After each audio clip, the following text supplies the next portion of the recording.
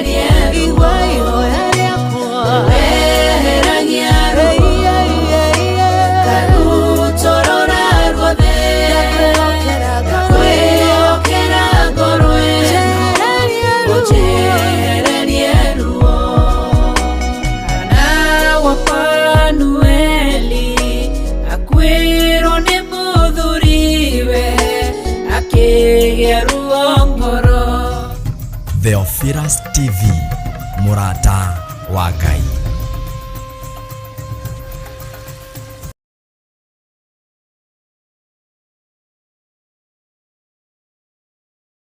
Siku nyingine ninayo sababu ya kusema asante. Ninayo sababu ya kumtukuza Bwana maishani mwangu. Ninayo sababu ya kumtukuza Bwana maishani mwangu. Ninayo sababu ya kumtukuza Bwana maishani mwangu. So we must praise him. Praise him in an African way.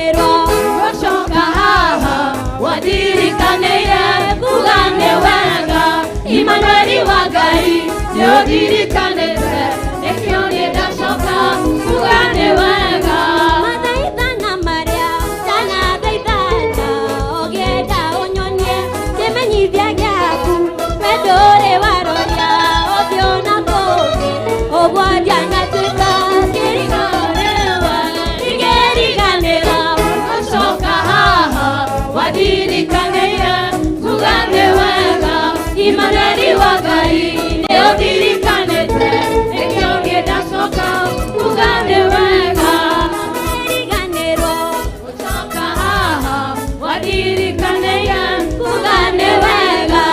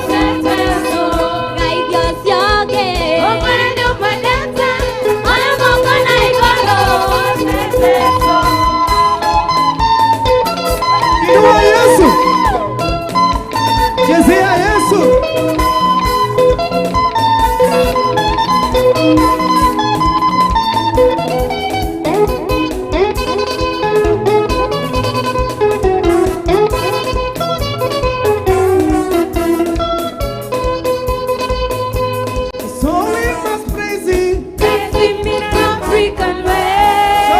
must praise him.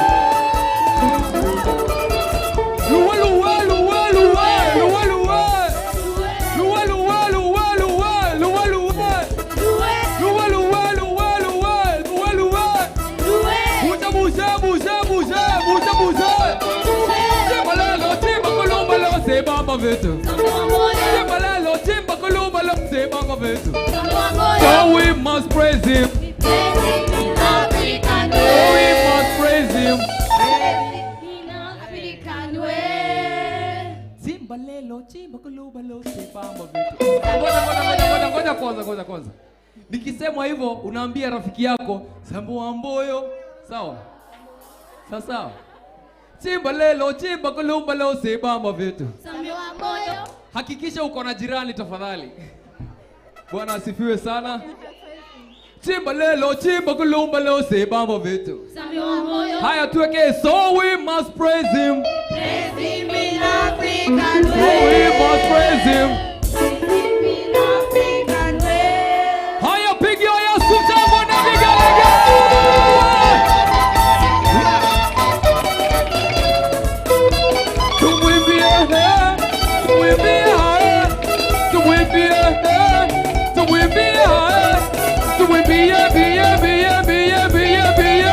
Yesu ni Bwana. Tumwimbie, tumwimbie, tumwimbie, tumwimbie, tumwimbie, Yesu ni Bwana. Pigia Yesu makofi ya shangwe na vigelegele.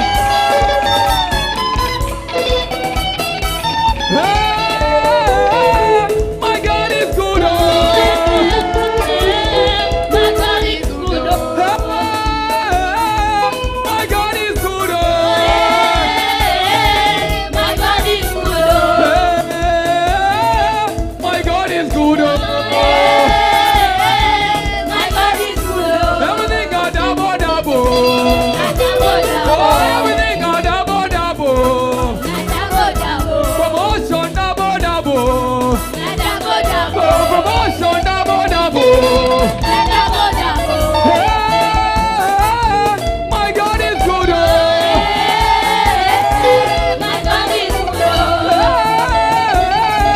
My God is good. My God is good. So we must praise Him. Praise Him in Africa. So we must praise Him. Praise Him in Africa. So we must praise Him. Praise Him in Africa. So we must praise Him. Praise Him in Africa. Nataka sasa tuimbe Kiluya sasa. Nani anajua kudance Kiluya? Nani anajua? Hebu dance kidogo nione.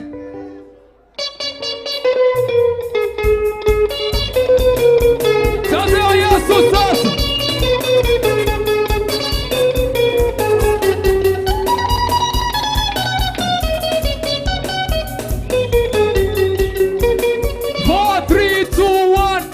Angalia jirani yako kama ana dance. Hakikisha jirani yako ana dance tafadhali.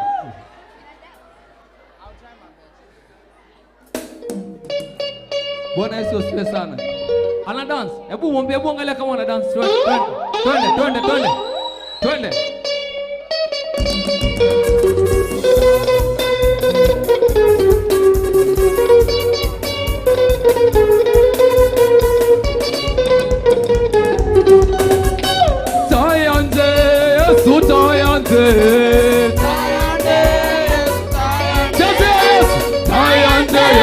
Yesu tayande, Yesu wana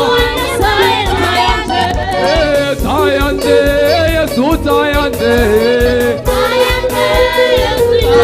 hallelujah,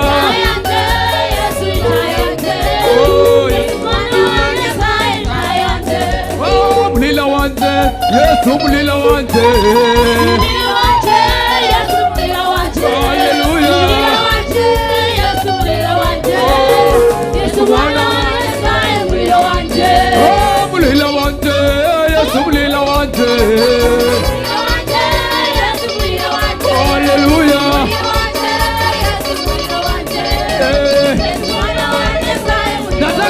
Kimasai sasa. Hakikisha jirani yako anaruka.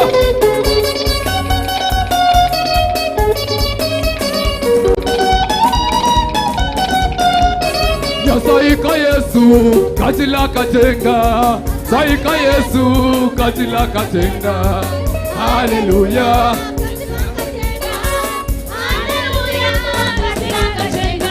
Saika Yesu katila katenga. Saika Yesu katila katenga. Hallelujah. Katila katenga. Hallelujah. Kwa jina la Yesu tumeokolewa. Jina la Yesu tumeokolewa. Hallelujah. Tumeokolewa. Yesu mulaiko. Yesu mulaiko. Yesu mulaiko. Yesu mulaiko. Yesu mulaiko. Yesu mulaiko. Ayande, Yesu tayande. Hallelujah. Hallelujah. So we must praise Him. So we must praise Him. Nataka tuende kambani sasa. Na najua kudance kikamba. Hebu dance kidogo nione.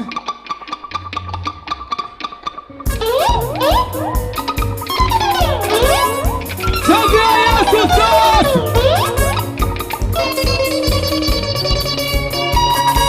Cheza sasa.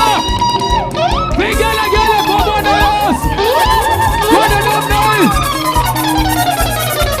Twende.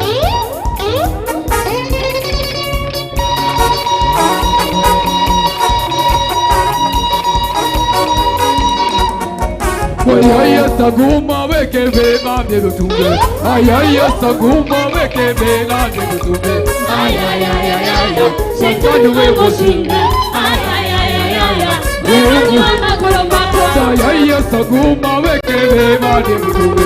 Ayaya saguma. Ayayayayaya, shetani wewe ushinde. Ayayayayaya, wewe wa magoro mako. Ayaya saguma weke vema myelutumbe. Ayaya saguma weke vema myelutumbe. Ayayayayaya, Shetani wewe ushinde. ayayayayaya, wewe wa magoro mako. Ruza kiki kuyu sasa.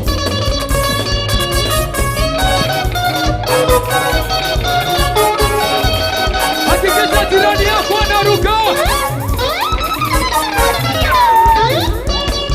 Mwaya Yesu mwaya. Haleluya. Mwaya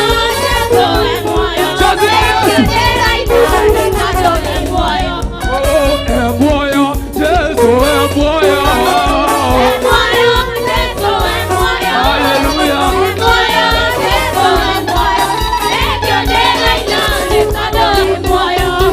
Atonyaga thĩinĩ wa airĩtu. Airĩtu akarogera Jesũ. Tekadĩaina. Muoyo muoyo Jesũ muoyo. Haleluya.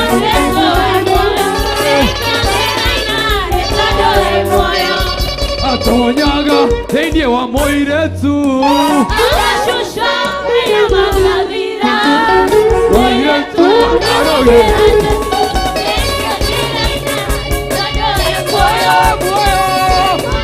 Jesũ muoyo. Haleluya. Tekadĩaina. Atonyaga thĩinĩ wa ayuthi. Arashusha nyama.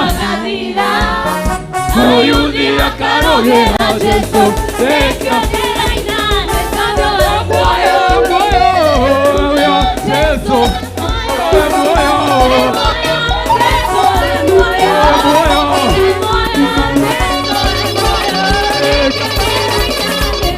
So we must praise him. So we must praise him. Yesu wa baraka. Yesu wa baraka. Yesu wa baraka.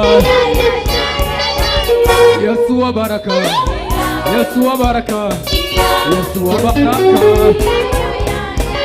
Ya Yesu wa baraka. Yesu wa baraka.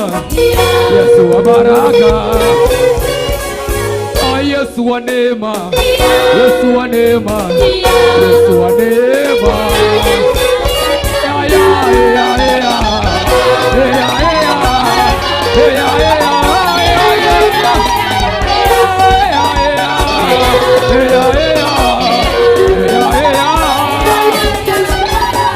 Yesu wa uzima. Yesu wa uzima. Yesu wa uzima. Yesu wa uzima. Yesu wa uzima. Yesu wa uzima. Oye Yesu wa upendo. Yesu wa upendo. Yesu wa upendo. Ya ya ya ya. Ya ya ya.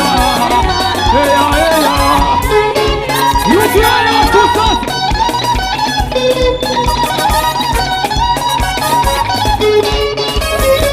Rukia Yesu kabisa.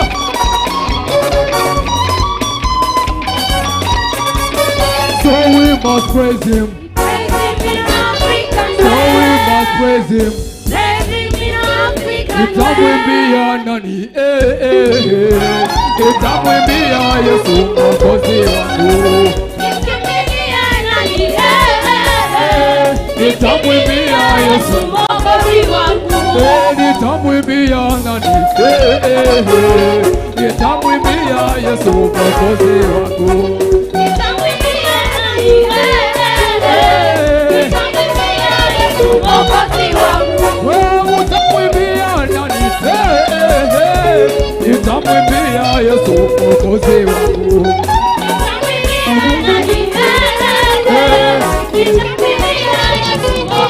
Bwana namna sasa.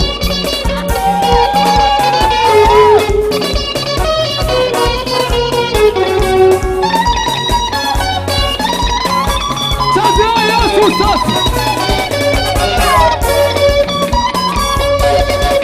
Hakikisha jirani yako unacheza.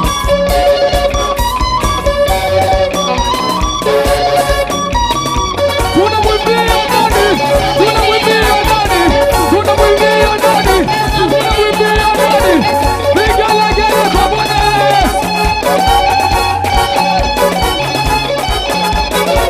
Cheza, cheza, cheza, cheza, cheza, cheza Yesu sasa. Vigelegele kwa Bwana. Inua Yesu, inua. Inua Yesu, inua. Inua Yesu, inua. Inua Yesu, inua. Inua Yesu, inua. Inua Yesu, inua. Bariki Yesu, bariki. Bariki Yesu, bariki. Bariki Yesu, bariki. Bariki Yesu, bariki. Vigelegele kwa Bwana.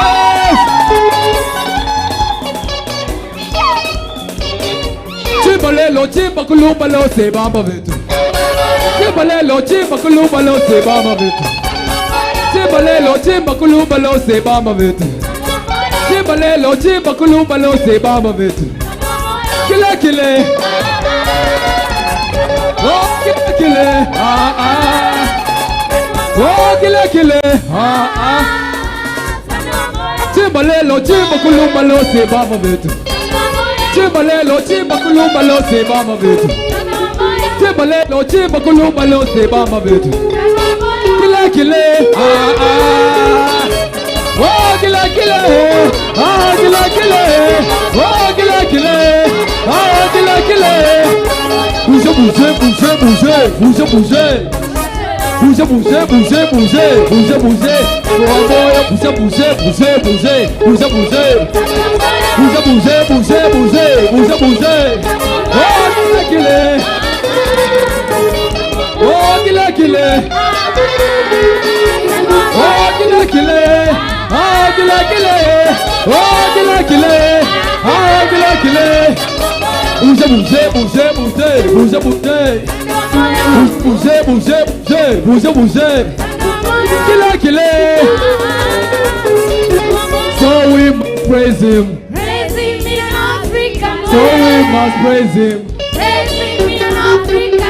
Okainagatia, okainagatia matine. Okainagatia, okainagatia matine.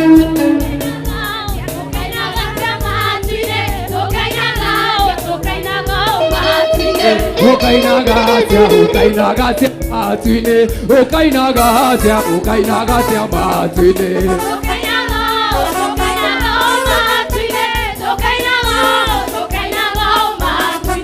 Okainagatia, okainagatia matine. Okainagatia, okainagatia matine.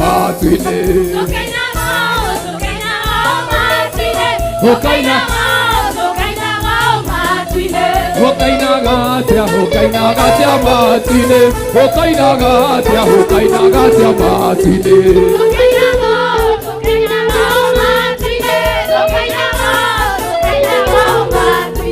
Oga kenatia, oga kenatia matine. Oga kenatia, oga kenatia matine.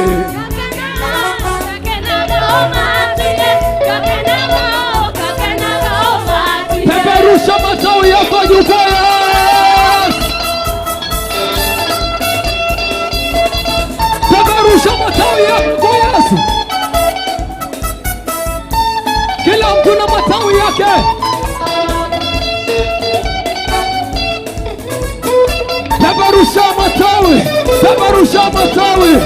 Peperusha matawi. Peperusha matawi. Peperushia Yesu matawi yako sasa. Twende sasa.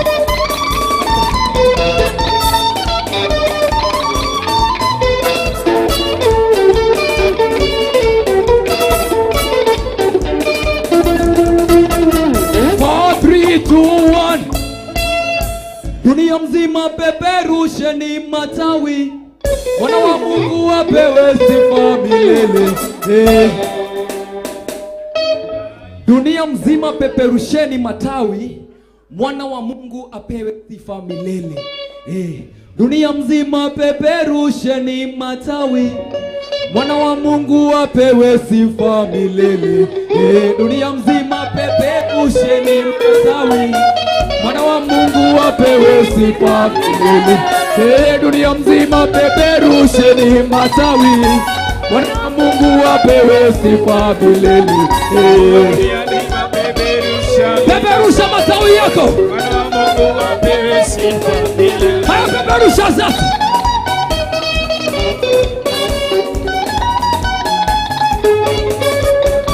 Dunia mzima peperusheni matawi, mwana wa Mungu apewe sifa milele. Mzima peperusheni matawi, mwana wa Mungu apewe sifa milele. Kama umeokoka peperusha matawi, mwana wa Mungu apewe sifa milele.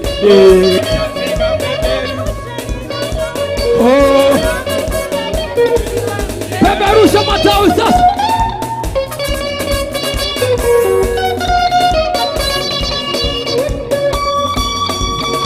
Peperushia Yesu matawi yako. 4, 3, 2, 1. Yende wapi injili yo? Yende wapi injili ya Yesu? Yende wapi injili yo? Yende wapi injili ya Yesu? Ndio maana, ndio maana, ndio maana, ndio maana tunasema yende. Inawaka injili yo, inawaka injili ya Yesu, inawaka injili yo, inawaka injili ya Yesu. Ndio maana, ndio maana, ndio maana, ndio maana. Rukia Yesu, rukia, rukia Yesu, rukia, rukia Yesu, rukia, rukia Yesu, rukia. Kama unapenda Yesu sema amen, amen. Kama unapenda Yesu sema amen, amen. Kama unapenda Yesu sema haleluya, haleluya. Kama unapenda Yesu sema haleluya, haleluya. Kama unapenda Yesu ruka juu juu. Kama unapenda Yesu ruka juu juu, juu juu, juu juu.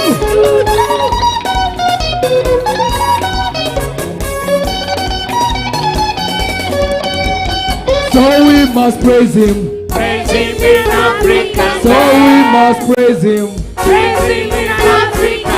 Pigia Yesu makofi ya shangwe na vigelegele.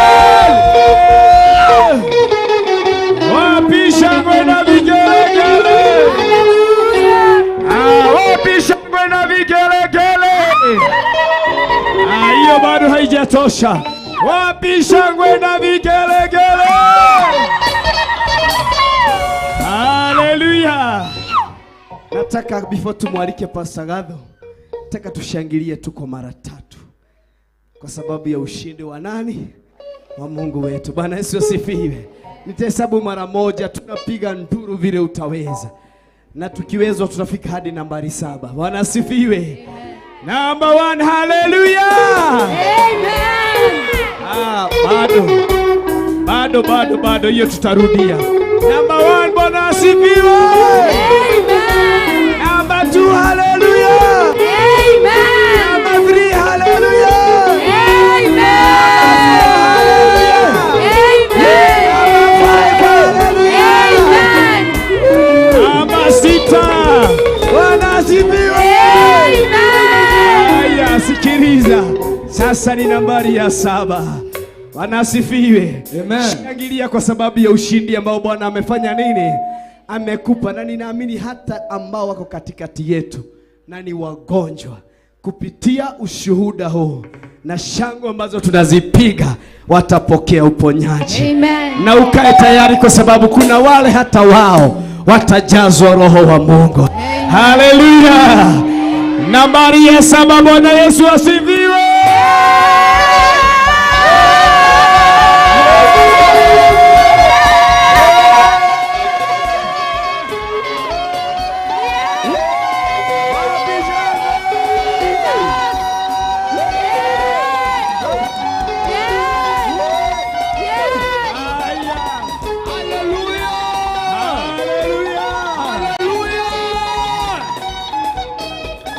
Thank you.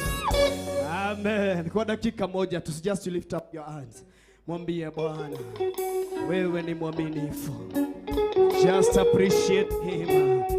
Just appreciate him. Kimwambia zaidi ya yote, wewe ni Mungu. Oh yeah. Oh my God. Pokea sifa, utukufu. Pokea heshima, pokea mamlaka ni yako Baba yangu. Fungua kinywa chako, mwambie Bwana, wewe ni Alfa na Omega, haubadiliki kamwe. Mwambie zaidi ya yote, utabaki kuwa Mungu, Alfa na Omega. Rudia tena, mwambie hivyo, mwambie zaidi, haya, Alfa na Omega,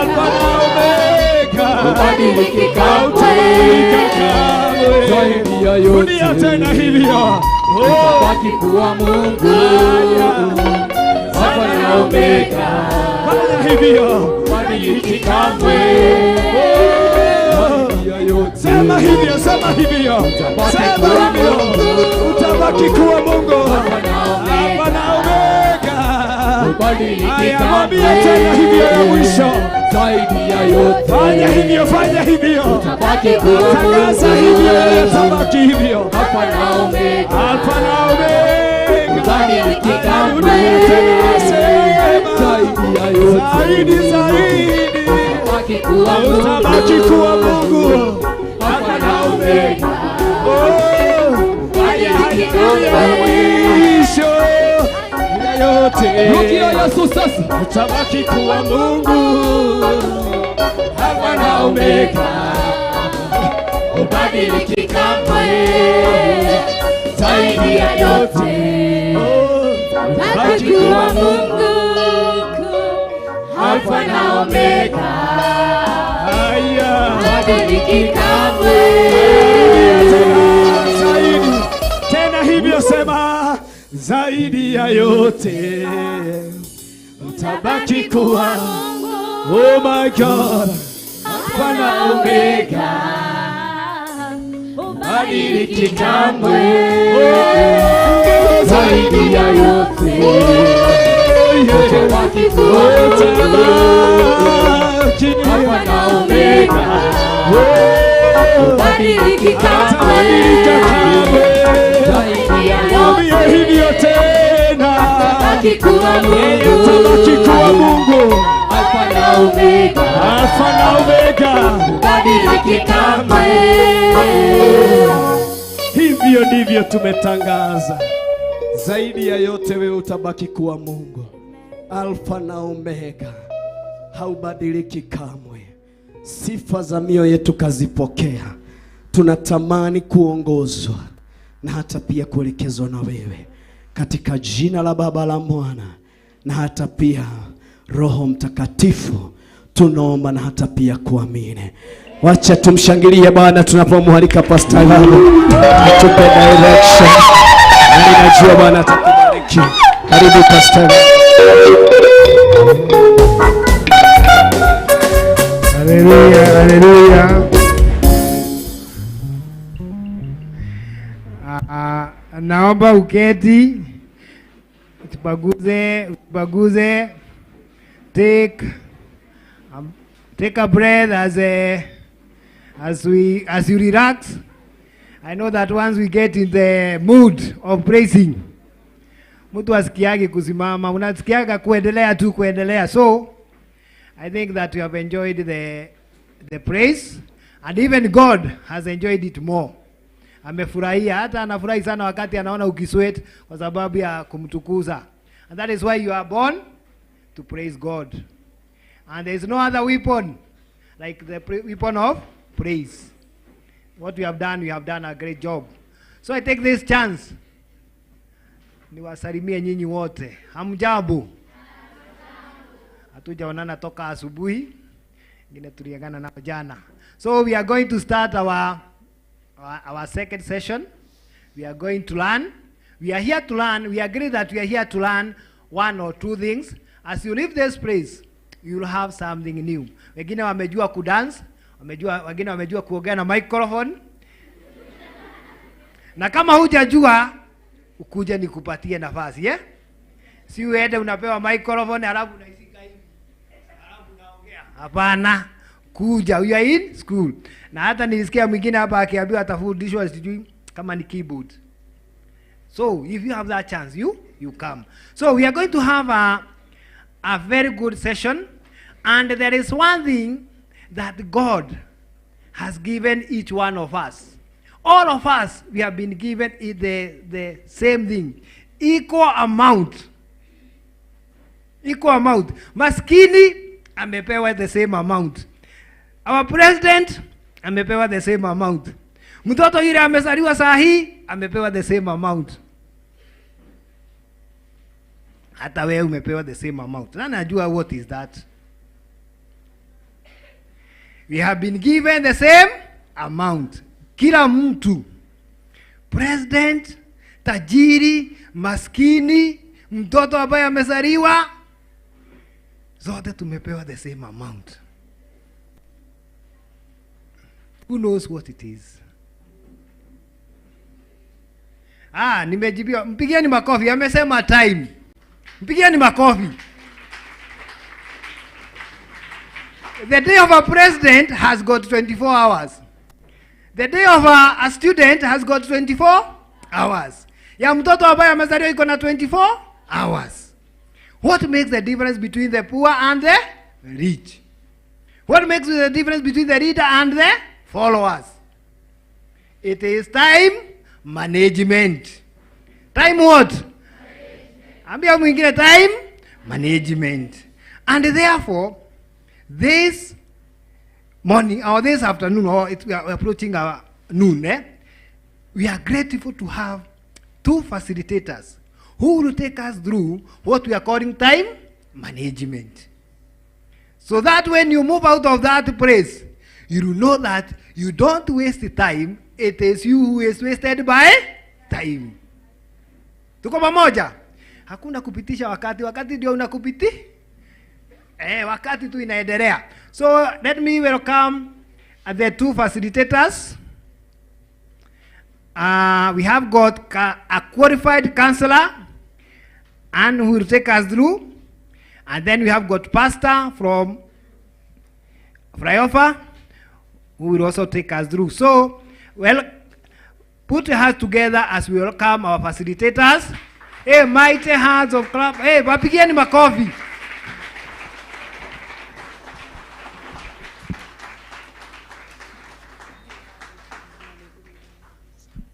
Bwana asifiwe.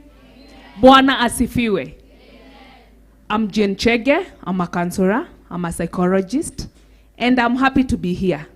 Si mimi ninaanza. Nitapea my partner here ndiye ataanza. Then tutaendelea. Sawa sawa. Tumpigie makofi. Asante. Bwana asifiwe. Bwana asifiwe. Hallelujah. Mwathani orogocwo ni wega ntondu ndenda kwanjia ini wa topic iyo muthenya umuthi na ni njui Ngai witu ni aguturathima na ni agutwika maundu mega. Bwana asifiwe. Kwa hivyo najua ya kwamba Mungu wetu atatunenea kwa njia hii na njia nyingine. Bwana asifiwe. Kwa hivyo ni vyema tukae tukiwa tunangojea neno la Bwana ili tutengeneze ili tuunde tuweze kusimama, tusipoteze wakati wetu katika maisha. Bwana asifiwe.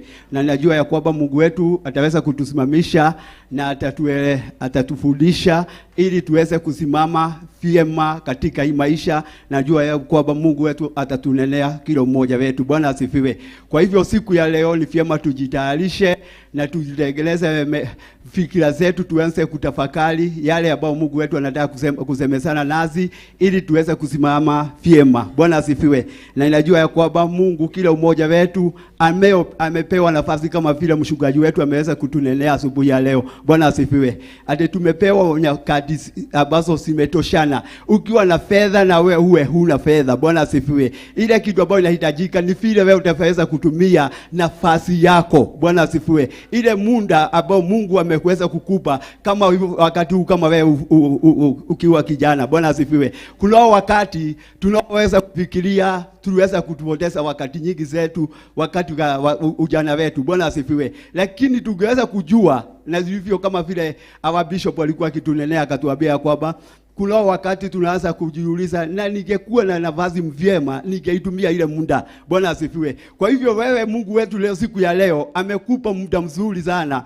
wakuja ili uweze kusoma, ili uweze kujua ya kwamba unaweza kutumia nafasi yako namna gani. Bwana asifiwe. Na sio hapa, sio kanisa la Theophilus ama wale wengine, ni kila mtu ya nafasi yake. Bwana asifiwe. Kwa hivyo kwa ajili maisha sio ya watu wote, sio ya familia, maisha ni ya mtu. Bwana asifiwe. Kwa hivyo maisha ni yako wewe mwenyewe, ukiwa mama, ukiwa msichana ama ukiwa kijana, maisha ni yako. Kwa hivyo wewe ndio unaweza kujua nitatumia muda wangu namna gani. Bwana asifiwe. Kwa ajili watu wengi wamepoteza wakati wao wa ujana wao wakati ambao wametoka katika shule, ama wakati ambao wametoka katika wakati wanaposoma, wametoka katika shule, wanaanza kuingia katika vikundi ambazo hasifai. Bwana asifiwe. Unaweza kupoteza kwa ajili ya marafiki. Mwathani orogocwo. Mwathani orogocwo. No ute mahinda maku nĩ tondũ warata. Mwathani orogocwo. Kũingĩra thĩinĩ wa andũ arĩa matagĩrĩire. Mwathani orogocwo. Na nĩ kũrĩ na hĩndĩ ũngĩthũkia ihinda rĩaku nĩ tondũ wa gwĩciria ũndũ-inĩ ũyũ no ũrĩa ũngĩ ũgwĩka atĩa. Mwathani orogocwo. No nĩ ngenagio nĩ kiugo kĩa Ngai nĩ tondũ gĩtũthondekaga mũno na gĩtwaragĩria mũno. Tũgĩtwĩraga nĩ hakuwe mwenyewe ũrũgame hakuwe wĩ woiki. Mwathani orogocwo. Nĩgetha ũhote gũthondeka mũtũrĩre waku. Mwathani orogocwo. Tondũ mũtũrĩre ũyũ ndũgathondekerwo nĩ baba wanyu, ona ndũgathondekerwo nĩ mamu wanyu, ona ndũgathondekerwo nĩ andũ acio angĩ, no ũgathondekerwo nĩ wewe ũrĩa ũkũhũthĩra ihinda rĩaku. Ukiona mbeca nyingĩ, ona ukiona mbeca nini. Mwathani orogocwo. Reke tuingĩre thĩinĩ wa Biblia, tondũ wega gũthoma thĩinĩ wa Biblia, thĩinĩ wa ibuku rĩa Habakuku.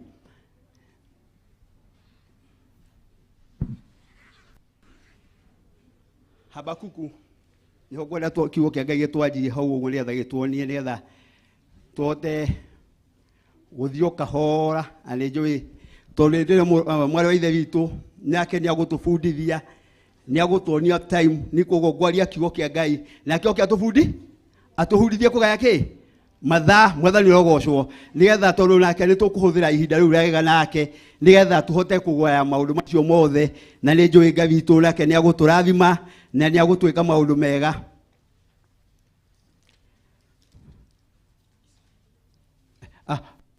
Tutaweza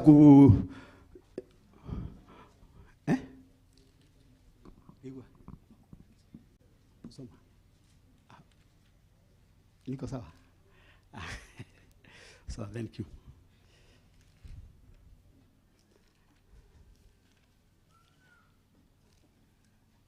Nisome Habakuku 2.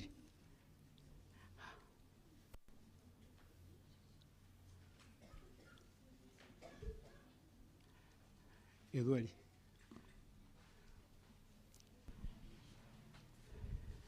Nani ana Kiswahili?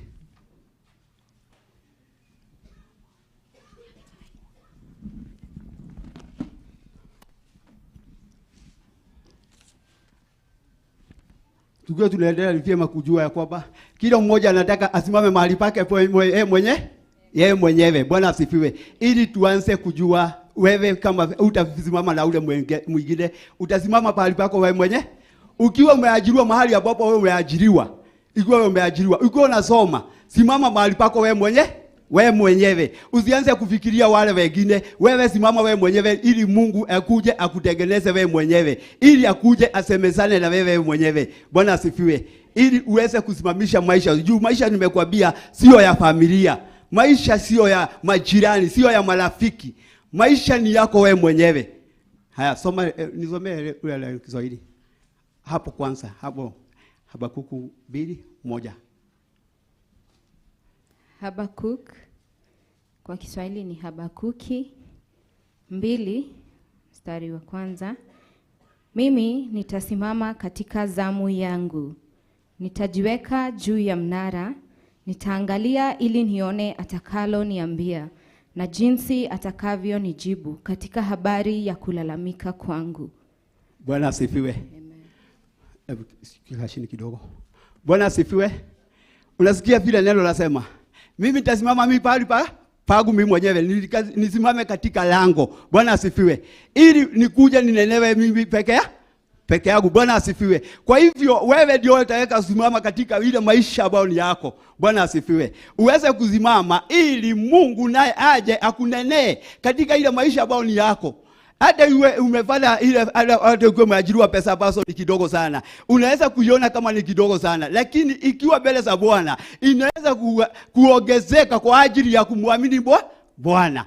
Bwana asifiwe. Haijalishi unapewa mshahara aina gani ama umepewa kibarua ya pesa aina gapi. Bwana asifiwe. Lakini ile kitu ambayo inahitajika ni wewe mwenyewe utakaa namna gani? Utajisimamisha namna gani? Utanenda na Mungu wako namna gani? Bwana asifiwe. Ili Mungu aje akusimamishe katika ile maisha ya Bwana yako. Bwana asifiwe. Kwa hivyo wakati unaposimama katika lango la Bwana, Bwana asifiwe. Neno la Bwana linatuambia katika Mathayo 7:7. Wakati unapoomba na upisha mlango, Mungu wetu atakweza kukufungulia. Bwana asifiwe. Kwa hivyo kila wakati ni usimame katika lango. Uanze kuambia Mungu, hii ndio ile pesa Mungu amenipea. Ikiwa katika masomo, unaweza kusimama katika ile maisha ambayo ni ya masomo. Bwana asifiwe. Na Mungu atakusimamisha kwa njia hii na njia nyingine kwa ajili ya kumwamini yeye tu peke yake. Bwana asifiwe. Kwa ajili hapa tumeambiwa ya kwamba atasimama mahali pale asikilize. Aanze kusikia atanenewa namna gani. Bwana asifiwe. Sijui wewe katika maisha yako utaanza kufikiria namna gani? Utaenda kuanza katika familia, uanze kuuliza familia kama ndio itaweza kukunenea. Ni wewe simama mbele za Bwana, Mungu akunenee kwa ajili maisha yako. Wakati ulipokuja hapa duniani, maisha yako iko mikononi mwa Bwana. Bwana asifiwe. Kwa hivyo Mungu anakujua katika jina lako. Anakuelewa sana. Na anajua wakati ulipokuja katika hii dunia, alikuwa anakufahamu vile wewe ulivyo. Katika ile familia ambayo umezaliwa, iwe yuko na pesa, iwe ambayo haina. Bwana asifiwe. Anakujua na anakuelewa na anajua maisha yako atakufanya nini. Kwa hivyo ile kitu ambayo inahitaji ni kusimama mbele zake na kumwamini na kuanza kumgojea ili aje anene na wewe. Ili uanze kumwambia, kumpea mambo ambao wewe unahitaji katika maisha yako. Bwana asifiwe. Kwa ajili hutapea wale wengine. Ni vyema kwenda kunena na wazazi wako, ni vyema vile na hata majirani, marafiki ambao Mungu ataweza kukuonyesha wale ambao wanaofaa. Bwana asifiwe. Lakini ujue wakati hata mnapomnena na wale familia, hata wakati unaponena na baba yako ama mama yako ama marafiki, ujue maisha sio ya hawa. Maisha ni yako. Bwana asifiwe. Kwa hivyo ni vyema uanze kujua ya kwamba ile nyakati ambazo Mungu amekupea ni chache sana. Bwana asifiwe. Na ni vyema uanze kuifikiria utasimamisha maisha yako namna gani. Utaweza kusimamisha mpango yako namna gani. Bwana asifiwe. Kwa ajili hakuna mtu ambaye atakuja kukusimamishia, ni wewe tu, wewe peke yako. Bwana asifiwe. Mzazi kuna mahali anafikisha mtoto.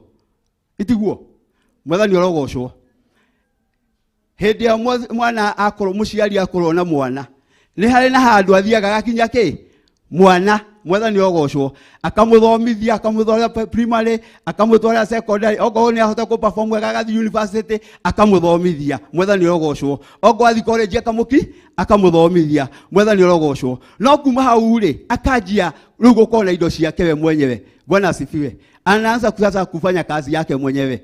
Kwa hivyo mzazi amekufikisha mahali pale. Bwana asifiwe. Kwa hivyo sasa maisha sasa ni yako, sio mzazi. Sasa hapo ndio unaweza kupoteza nyakati zako, hapo ndio unaweza kupoteza mambo yako sana kwa ajili pengine ya marafiki, pengine ya wale ambao mtakuwa mnatembea nao pamoja. Kwa hivyo ni vyema uanze kuangalia mimi nitajisimamisha katika maisha namna gani. Bwana asifiwe. Kwa hivyo lazima uangalie sana. Hebu nisomee mstari wa 2.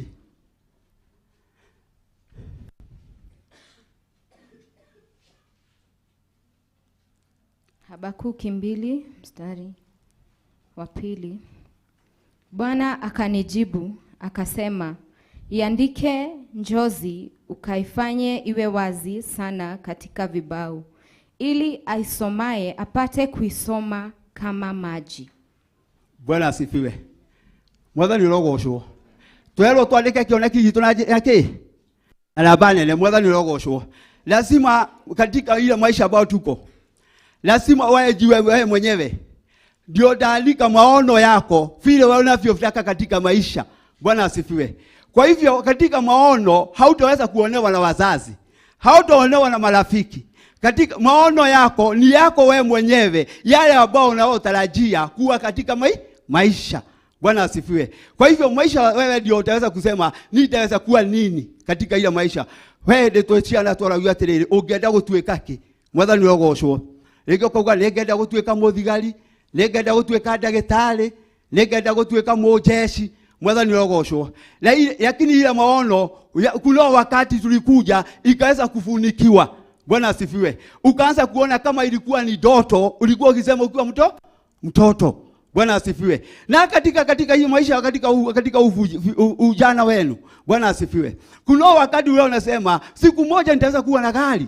Siku moja mimi nitanunua ploti yangu. Bwana asifiwe. Lakini kuna wakati sasa unakuja ukianza kuangalia ule ujira unaopata, unaanza kuona ni mdogo sana. Haitoshi katika mambo yako ya maisha. Bwana asifiwe. Unaanza kuona kweli haitawezekana. Bwana asifiwe. Unaanza kuua ile maono yako kwa ajili unaona ile mambo ile vitu ambao unapata ni dogo sana. Sasa unaanza kuua maono yako. Mwathani urogocwo. Kioneki yaku kajiwe komera. Tondu rathi ugacotherio kona kamushara karia ndona ni kanini. Mwathani urogocwo. Uria ngari ĩro ugite ni ukagura uhoro ucio ugathira. Bwana asifiwe. Ule ulikuwa unaweza kusema nitanunua ploti ambayo ni yangu. Unaanza kuona ile pesa napata siwezi kuitumia, haiwezi kufikia. Kwa ajili nikinunua nguo, nikinunua vitu ya kukula na nikienda na marafiki yangu, pesa inaisha. Bwana asifiwe. Kwa ajili wewe hukuambia Mungu, upe Mungu nafasi ili aweze kukupangia ile mambo. Bwana asifiwe. Bwana asifiwe. Kwa ajili yale yote ambayo utaweza kupea Mungu inaweza kukutosha wewe mwenyewe. Kwa ajili anakujua na anakufahamu. Mwathani urogocwo. Ungihoka Ngai kindu kiu urona gike nini muno no gikuigane na no gikorwo kinene muno ungikihutha na njira yagiriire utongoretio ni Ngai. Mwathani urogocwo. Na ndivyo tunaweza kusema kwa Bwana ni kusuri. Bwana asifiwe. Kwa ajili kuna baraka za Bwana. Kuna baraka za Bwana ambao Mungu anatupea hata tukiwa tunaona pesa kidogo sana. Mungu wetu anaweza kutupagia mambo na mambo yetu inakuwa makubwa sana. Unaanza kuambiwa ya kwamba huyu mtu anapewa shilingi 10,000 na 10,000 inaweza kununua ploti, lakini wewe mambo yako uliweza kupea Mungu. Bwana asifiwe. Kwa hivyo Mungu anakupagia, unaona kuna kitu kidogo unaweka kwa akiba kwa Bwana. Mwathani urogocwo. Ongecotheria time mahinde maya ni kwina ciama nyingi kurumira ciko cire cia tumia itiguo. Ukaiguaga yudugwa mamu anyu mena makurufu makorwo mari kuo. Ukaiguaga ciama gumbato idoigwa maundu macio methe mekuo. Igotire. Bwana asifiwe. andu acio mathia makaiga kuu niothe magacokanĩrĩria onawe ũngĩanjia ũnyinyi waku kũiga ngurubu na mwathani mbeca ciaku nĩ ikongerereka. Mwathani rogocwo. Bwana asifiwe. Kwa hivyo hata wakati tunapoenda katika chama kwa ajili sasa mko vijana, kuna wakati mtakuja muingia katika umama na uzee. Bwana asifiwe. Kwa hivyo lazima muanze kuambia Mungu, tunataka tuweze kutupagia mambo yetu, tuweke katika hazina zetu katika kwa Bwana, naye Mungu ataweza kukubariki kwa ajili kuna wakati wa kufuna. Kila upadacho kuna wakati wa kufuna.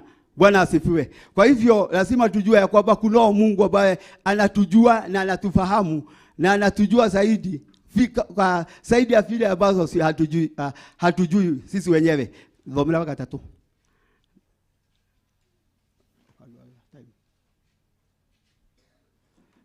Habakuki 2 mstari wa 3. Maana njozi hii bado ni kwa wakati ulioamriwa. Inafanya haraka ili kufikilia mwisho wake, wala haitasema uongo. Ijapo kawia, ingoje, kwa kuwa haina budi kuja, haitakawia. Mstari wa 4. Tazama, roho yake hujivuna, haina unyofu ndani yake, lakini mwenye haki ataishi kwa imani yake. Bwana asifiwe. Maundu mothe waikara witikitie Ngai, maundu mothe ni makagire, mambo yote inaweza kuwa nzava. Bwana asifiwe. Kwa hivyo hakuna nyakati utakuja wewe kujuta ati wewe maisha yako haikuenda vyema. Bwana asifiwe. Kwa ajili mambo yako yote uliweka kwa Bwana. Bwana asifiwe. Kwa hivyo kuna wakati hautakuja kuwa na huzuni ati niliweka pesa yangu pahali ambapo haistahili. Bwana asifiwe. Wakati unapokuja na saka, wakati unapokuja na fungu la 10, wakati unapofanya mambo yote ambayo leo stahili mbele za Bwana, hautakuja kujuta ati uliweka pahali ambapo haistahili. Mwathani rogocwo. Ndukarira ati niwokire thiini wa nyumba-ini ya Ngai ugeka undu umwe. Mwathani rogocwo. Tondu ni ukagetha kwa baba, tondu hatiri hindi ungeiga hasana yaku uthamaki ni wa baba ukarira. Mwathani rogocwo. Bwana asifiwe. Kwa hivyo najua ya kwamba kuna Mungu ataweza kusimamisha maisha yetu kwa ajili wakati tunaposimama sisi ukiwa wewe peke yako. Bwana asifiwe.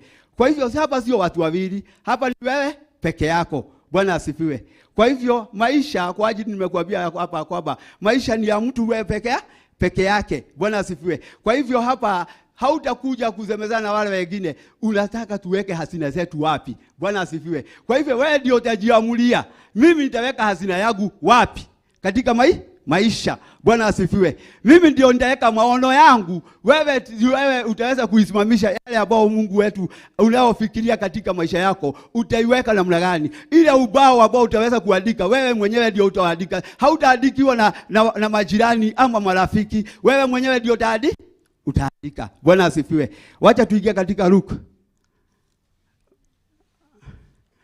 15 hapa mstari wa 11, na mimi najua kwamba ili nipe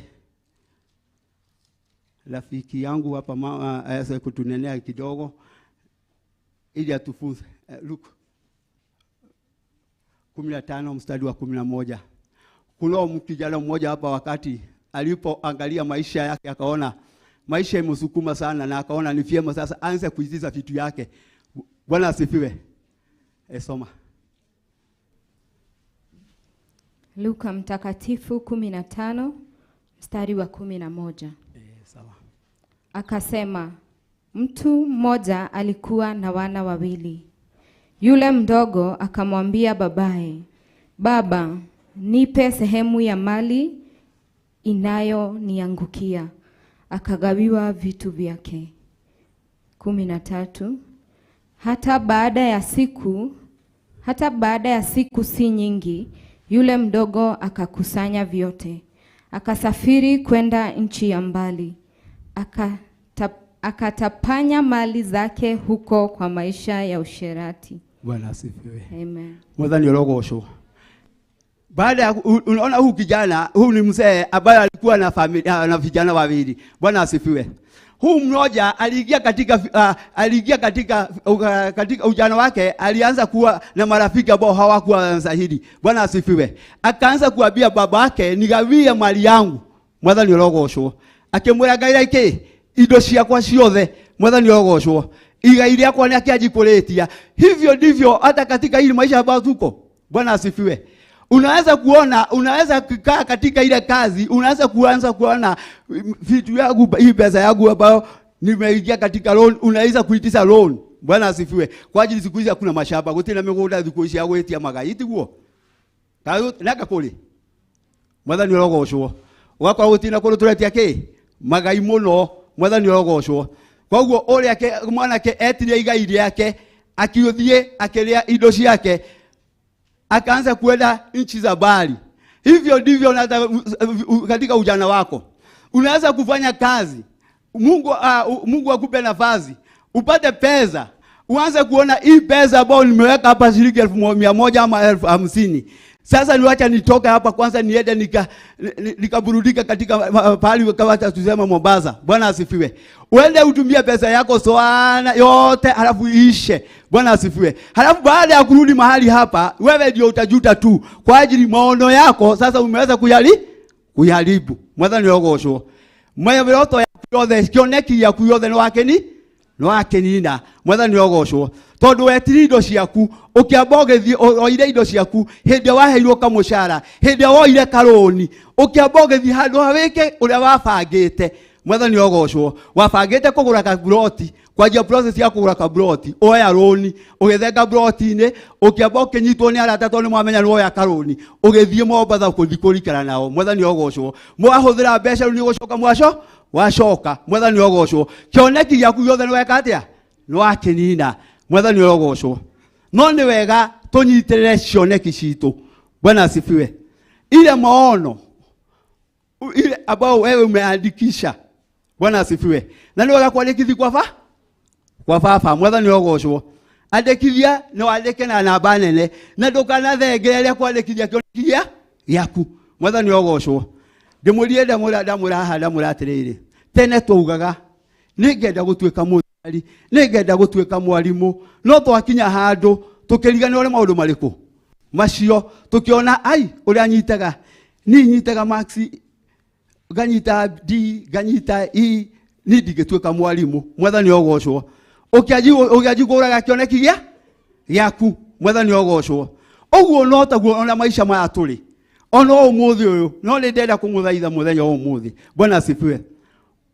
Ndugate kĩoneki gĩaku. Mwathani orogocwo. Andikithia namba nene na uige hasira-ini ya thamaki wa baba. Mwathani orogocwo. Nawe ndukarira. Mwathani orogocwo. Tondu ni ugatuĩka kiu wiriragiria kiu onaga totangituĩka no utuĩke. Mwathani orogocwo.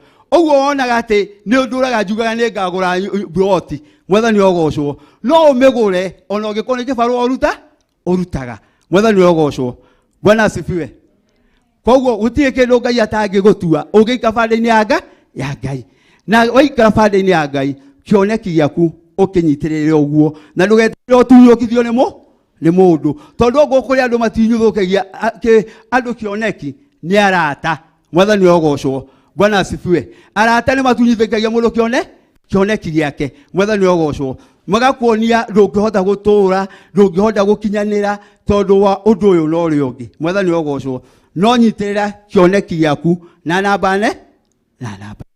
Mwathani orogocwo.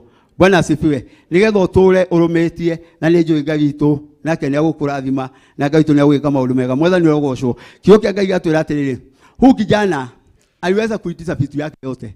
Bwana asifiwe. Akaenda katika nchi za mbali. Bwana asifiwe.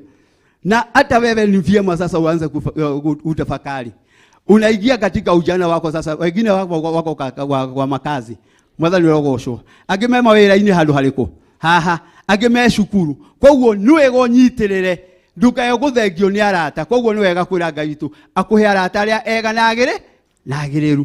Mwathani orogocwo. To ti othe arata. Mwathani orogocwo.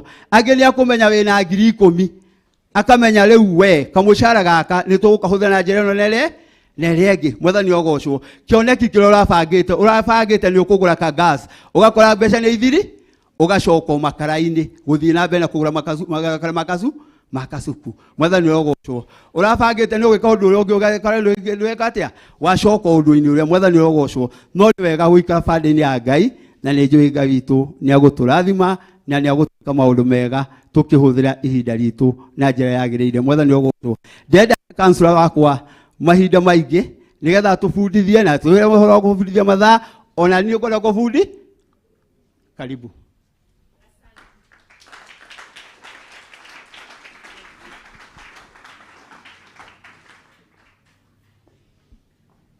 Bwana asifiwe.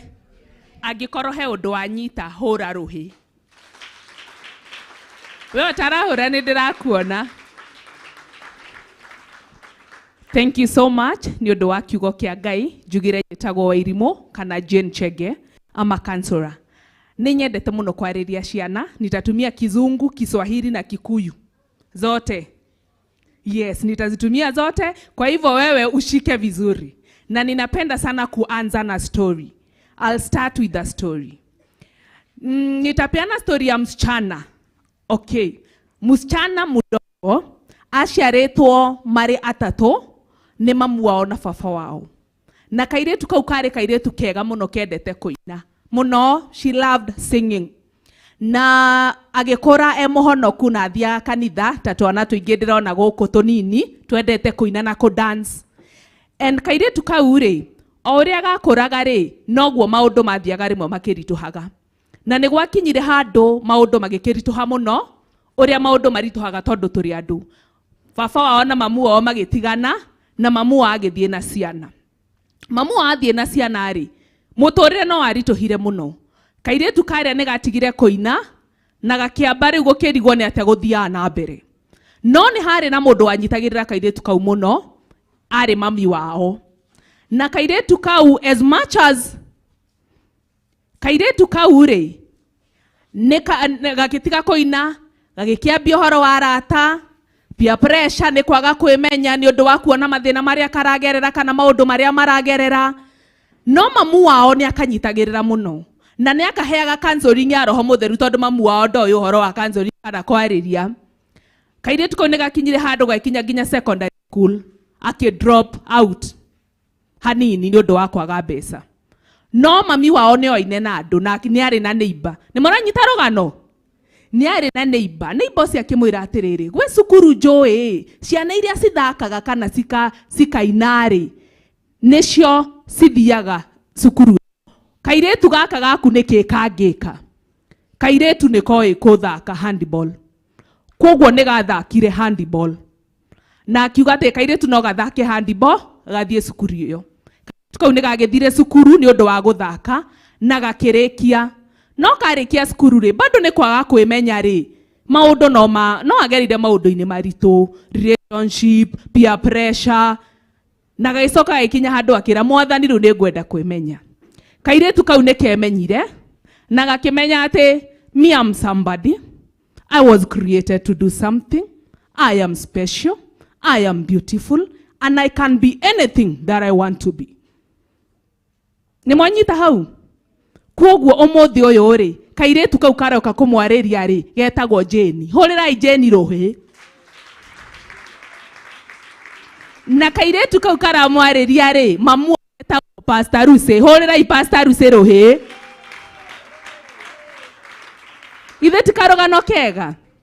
No rĩu rĩ, nderwo ndĩmwarĩrie ũhoro wa time management. Rĩu nĩ mwamenya, now you know me, we can communicate. Sindio? Heto topic ya time management. And time management nĩ topic njega mũno. Na nĩ topic andũ maigaga ati time is money. Don't waste time. Time is money. Tugaga na kanua ta mũtindo. Non how ingĩkwĩra ũmũthĩ. Time is more precious than money. Ukweli uongo? Time is more precious than money. How do you know that? Because time yenyewe nĩ ĩbangĩte. Nĩ ĩbange. We niwe manage time ĩyo. And ndũngĩhota kũ manage time angĩkorwo ndũngĩhota go self manage yourself. You have to manage yourself first so that you can fit in time management. Bwana asifiwe. Mwathani agocwo. Kwena mundu roria Ngai gwibanga atia. Ugwibanga atiriri. Umenye ndugutura wika iretu kanini. Umenye ndugutura wika mwana kanini. Kuna time wale munini rutha isi ingime form 4, wengine wako college, wengine wanatafuta mse, wanataka kumari. Si tuko nao hapa. Wamemaliza shule, wamemaliza kole. So we masaria-ini. Na he mundu haha FA class 4. So I'm happy ndirareria all ages uhoro wa time. No umenye atiriri, umuthi wahituka ndugacoka. What have you done today? Niki weka na muthenya wa umuthi. Kiria wanyita ri ni ugugi make into practice. Kana uguka unyite ucoke uthie uriganirwo. That is how you'll manage yourself. Everything that you learn, everything that you hear, every opportunity that God give you, use it wisely. I'm happy ndirareria andu ahonoku, andu moe Ngai, andu mena atongoria ega, na gari horo atongoria. Tupigie wa bishop na wa mama makofi. Ne tondu haha de mucie. They are my mentors. Na ne mathikagiriria na ngakena de mucie ne tondu de mucie. Koguo ndirakena ngiariria andu moyo uhoro wa Ngai, moyo kiugo kia Ngai. Na we tondu niwe kiugo kia Ngai ri, ni ukuhota kwejimanage wega ni tondu Ngai e mwena waku. And you are not a slave to sin. You are a child of God. But you have to remind yourself that because ni toriganagirwo twe ciana cia Ngai. So, how you can manage yourself? It's reminding yourself that you are a child of God. Tell your neighbor, I am a child of God. You are a child of God. Mwambie na sauti. Kama akwambia, ambia huyo mwingine. Ilo usiyo gewe mweno yogi. Leo tunaongea, umuthi ni tukwaraniria. Okay. The only way you can be able to manage yourself is to know, who am I? Who are you? We munini uguo kana wina miaka wina yori weo, ni weo we. I'm Jane, we oraiga ritwa riaku. Then after Jane, who are you? Ni tondu wina iheo nyingi Ngai akuhete. Na ndungimenya iheo kurutithia iheo icio Ngai akuhete wira utangimenya. Na rimwe ni turemagwo ni kwimenya ni tondu wa background kuria tumite. Ukagerera mathina nginya wageria gwiciria kirio ngienda gutwika ndungiona. No ni wega nikio ukire seminar nigetha umenye ati background yaku, it's not supposed to hold you back. It's not. Whether you are from a single mother, whether you are from both parents but they are very poor, that is not a reason to hold yourself back. And how do you not hold yourself back? You speak to yourself, but first you think about it. Think of who you are and who you want to be. Think positive about yourself. I call it positive self-talk. Positive self-talk. And it starts with our mind. Okera hakiri ciaku nie ndi murathime. I'll be somebody. Believe in yourself. Have confidence in yourself. Agikorwo wenda gutwika muini na kwanyu gutire muini, inira Ngai, nduinagira Ngai. Agikorwo wendete gutarana, aria nacio muriganetie nao. Do something each and every day. Make sure you do something what you love and know who you are and what you want to be. What is your purpose? Why were you born? Gotire modo wasiaretwo empty. Everyone was born for something. But sometimes we go through life and we don't even know who we are. Dugata Ngai aigaterere watoraga tugaga ndenda gutwika muini, ndirenda gutwika ndagitari kana mwarimu. But as time goes on, no kana mundu cio na aracenjia. No we ungikorwo we yoe ndungihota gucenjia. Kiria wikaga ni ukoragwo thia about goals, long-term goals and short-term goals. So when you have a long-term goal and you have other short-term goals ici nĩcio cithiaga sige we ũgĩkaga maũndũ maingĩ but kwĩna kĩrĩa wendaga gũgatuĩka. Nĩ tũranyitana? Kuna mtu anaelewa venye namaanisha? You want to be a doctor, yes, but before you become a doctor, you have to study hard, you have to have money, you have to have a mentor, you know, nigetha ũtuĩke ndagĩtarĩ. Before ũtuĩke ndagĩtarĩ rĩ, maũndũ maya ũgwĩka haha gatagatĩ rĩ, nĩmo maramata. Nĩ tondũ no ũtuĩke ndagĩtarĩ, but at the same time you are serving in the house of God. True or false? Na kuga nĩ ũraserve nyũmba ya Ngai nĩ kũramaanisha atĩ ndũgatuĩka ndagĩtarĩ? Yes?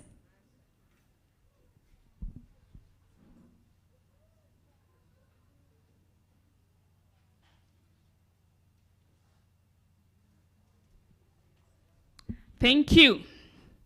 Sawa, nimeambiwa tuongee English and Kiswahili, and I love it. That is the language I love talking. But Kikuyu in me is so good. Praise God. Okay, I've said about long-term goals and short-term goals. When you have short-term goals, determines how disciplined you are to have a long-term goals. And there is no one that can stop you from what you want to be except you.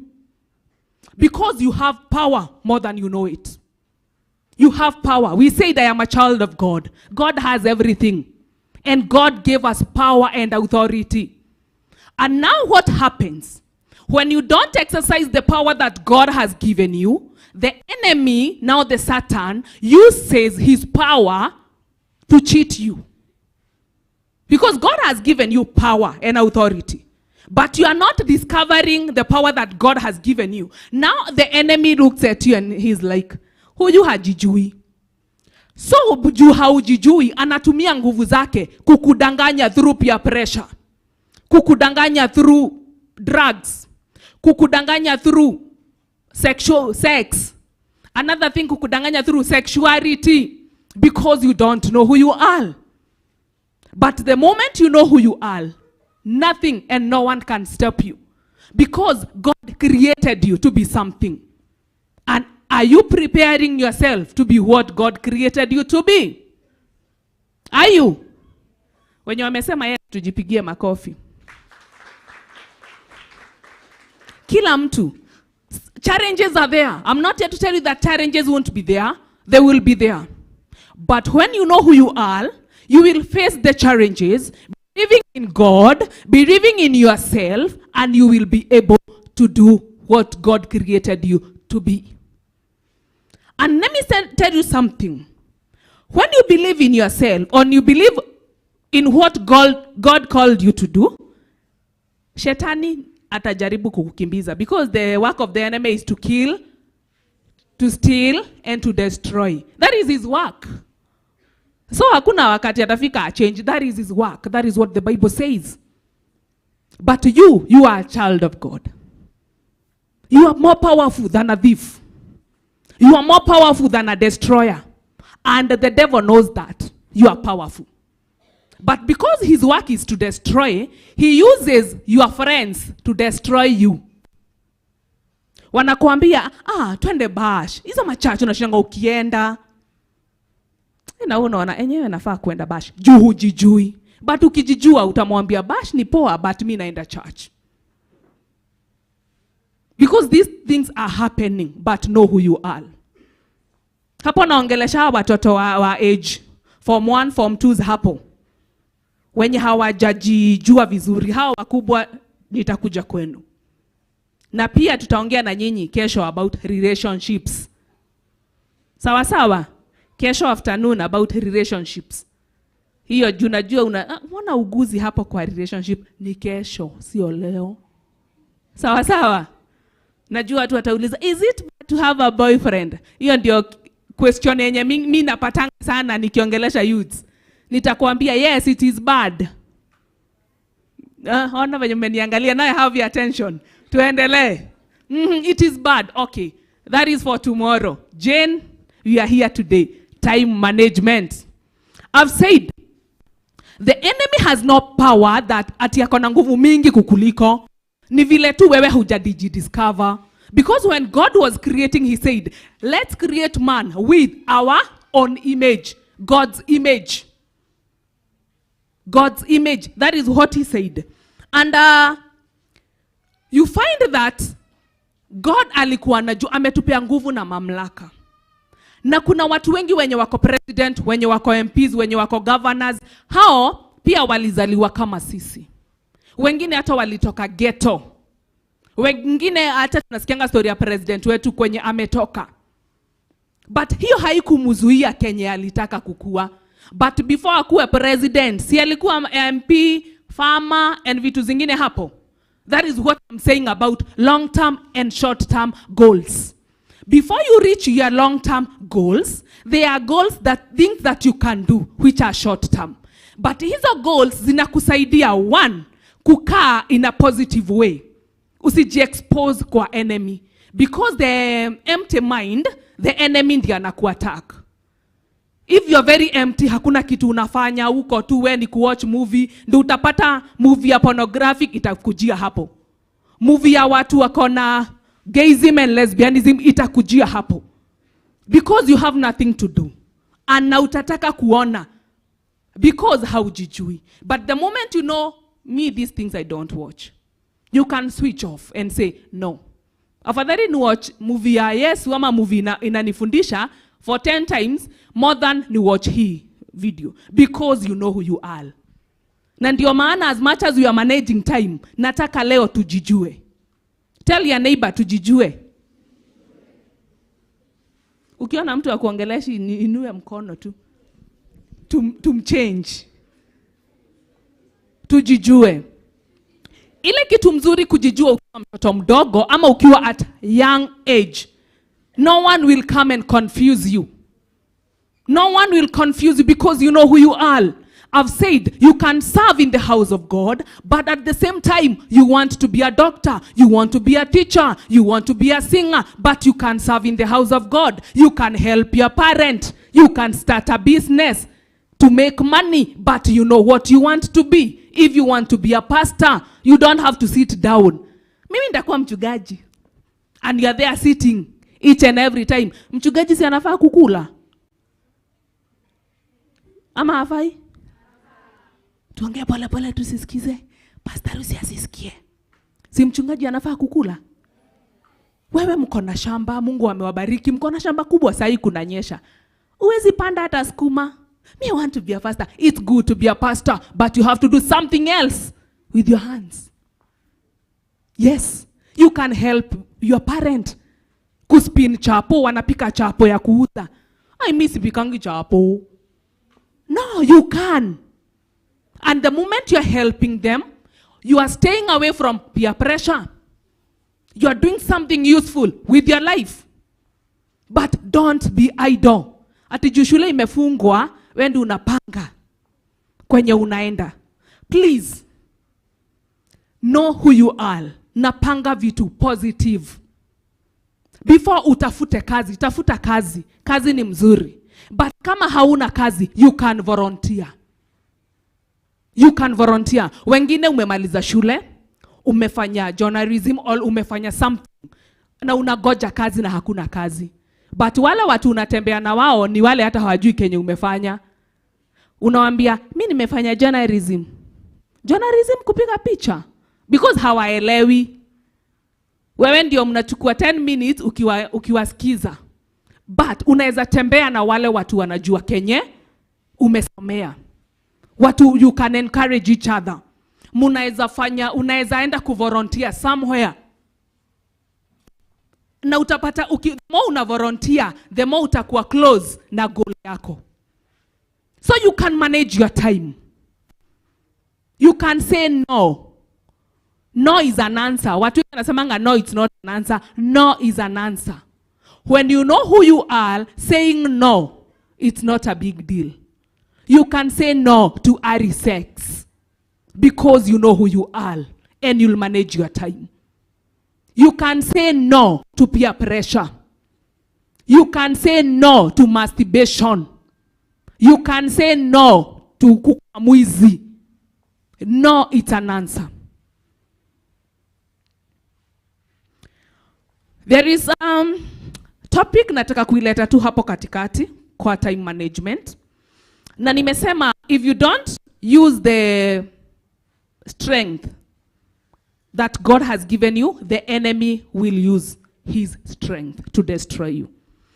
And unapata msichana anakuwa in a relationship na anajua hafai kuwa in a relationship, but anakuwa in a relationship, then inaenda vibaya, anakuwa na heartbreak. Then in that process unaona msichana mwenzake anamuongelesha, ati ulifanya nini? Nilikuwa heartbroken. Ai, wachana vijana. Vijana ni watu wabaya sana. Vijana ni hatutasema hiyo, tuko kwa madhabahu. Yes. Vijana ni wachana na wao. Na unamsikiza tu, unampea time. Then anakuambia, umejaribu girls. Wenye wako secondary school wanajua venye nasema.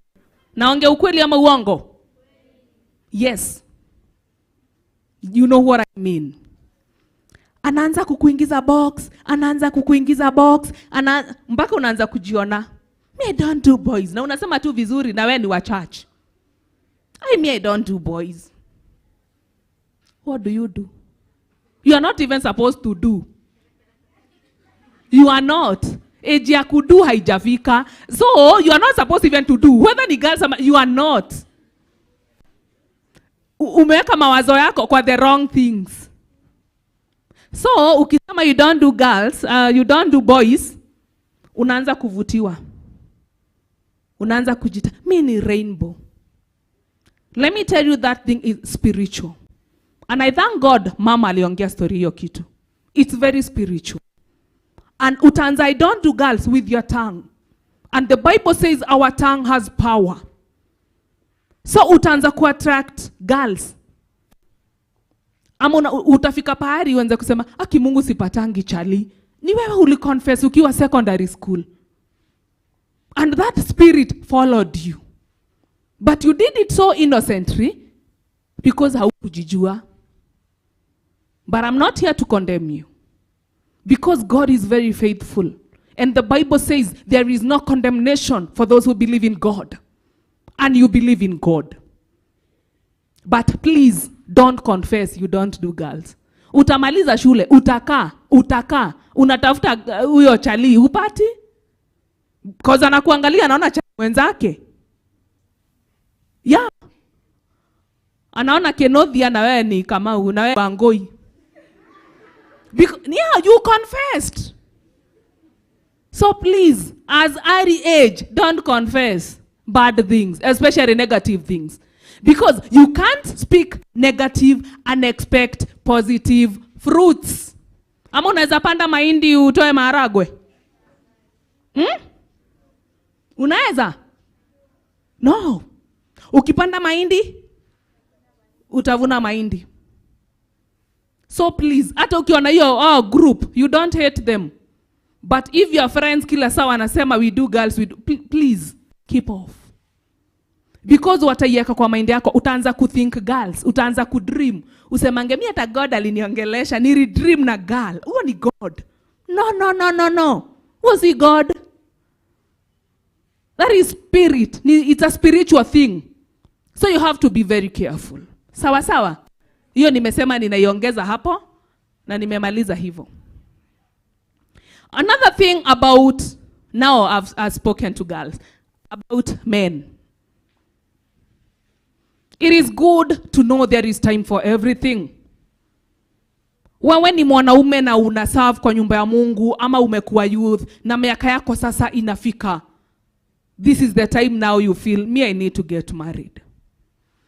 And unapata most of mwanaume uko church na unaserve church. But saa zingine mwili inakulemea tu. So juu unajua umeokoka na watu hata kushuku, you go to masturbation. And these things are happening. I'm not giving you stories. I'm giving you about the people that have cancelled. And that's why I'm talking. so that even you ujue wewe sio peke yako na Mungu atakutoa. God is very faithful. You are a man, you are in church. Umeuliza wasichana 5 wamekukataa. So wewe unashinda utafanya aje? Unaanza hiyo masturbation pole pole. Ukiona hakuna mtu anakuona. Then unaombewa upate bibi hupati. That thing is a spirit. You have to confess. Not to everyone but to the right person. Confess na uombewe na itakuondokea. But kama haujai confess, nimekwambia if you don't use your strength, the enemy will use his. Utakuwa ukiuliza msichana, unakumbuka, mimi hufanya masturbation. So hata unakosa interest. But the moment you confess to the right person, to pastors, to wazazi wazuri, they won't judge you. Uombewe. Si ukuja hapa uconfess kwa watu wote. No. Uombewe, hiyo kitu itaisha. Hata venye tunaambiwa story ya abortion, nilikuwa. Kama umefanya ama you have done it, don't condemn yourself. Because the moment you start condemning yourself, you will attract negativity. So start thinking about positive. Say, I am a child of God. Si tuliombewa msamaha? Si tuliombewa msamaha? And you are now a child of God. You are no longer a slave to sin. You are no longer a slave to fear. But you have to remind yourself. Tell yourself that each and every day, I am a child of God. If you are saying it, tuiseme na sauti mpaka shetani asikie. Again. Thank you. I am a child of God too. When you are a child of God, it doesn't matter kenye umefanya before ifike hapo. When you confess to the right person, unaombewa. It is old. Hiyo ni kitu imepita. And you are forgiven. Na ufai kushinda ukijirudia. Ati mimi niliombewa lakini naona ni kama no, ni kama haijaisha. Iliisha kitambo. Iliisha kitambo. Wewe ndio juu unajihold back. We celebrated Easter 2 weeks. Ni 3 weeks ago. Yesu alisema nini wakati alikuwa msalabani? It is finished. What was finished? Our sins. Your sin. Sema my sin. It doesn't matter which type of sin. But it's for you to believe in your heart. And know that Jesus died for you. Jesus died for? Yes. And we know, when you know he died for you, you'll be forgiven. You will be forgiven. Okay. Tuendelee. Now, you have to know who you are, whose you are. Na nimeirudia mara mingi hata sasa nikiuliza, whose are you? Good, but mnasema mkiogopa. Whose are you? Good. You are a child of God. So you know who you are, you know and know your purpose. Hiyo niliongea nikasema know what you want to be. Long-term goal, short-term goal. And the moment you know short-term goal and long-term goal, what you want to be, you will be able to manage yourself. You will be able to manage your time. You will be able to manage your anger. Hiyo haikuwa hapo lakini imekuja. Utajimanage your feelings. There is something about feelings. That is a topic I love talking to youths about. Feelings are not bad. That is what we say in psychology. All feelings are good. But what matters, and I love that. I love speaking about feelings because sometimes you have a friend, unaona watu anakasirika, oh beshte yangu anakasirikanga haraka. That is how his personality. But what feelings does, feelings are not supposed to affect you or to affect people around you. So all feelings are good, but what next? After umekasirika, what next? How do you manage those feelings? Ama wewe unaenda ukitukanana maneno yote. Yenye yote imeanza na M. Kwanza M inatoka ikiwa kubwa kuliko hata A ya mwisho. Musha ishika. No, that is not how to manage your feelings. Ukisikia umekasirika sana, let me give you a secret. Breathe in and breathe out. Let us do it. We breathe in. Wengine washaachilia hata sijasema. Out. Breathe in. Out. That is the best way. Ukikasirika hilo unasikia mimi nimejam. Just breathe in and breathe out. Inasaidianga sana. Before uitane hiyo M kubwa, utarelax. Utaweza kujicontrol. You'll be able to control your emotions. Sikuwa naongea about feelings and emotions. I'm talking about time management.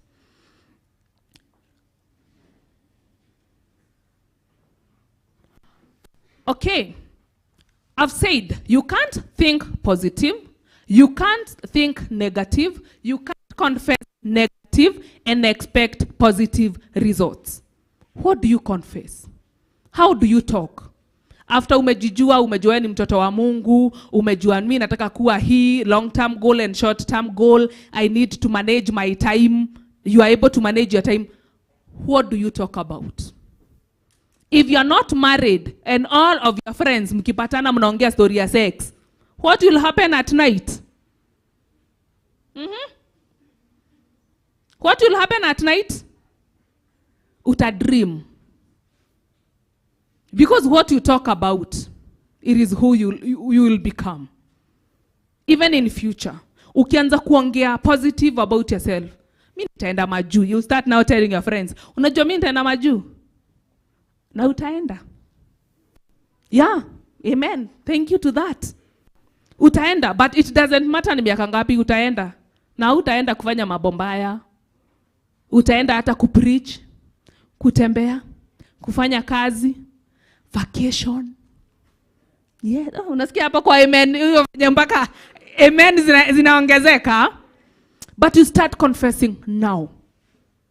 What do you confess with your mouth?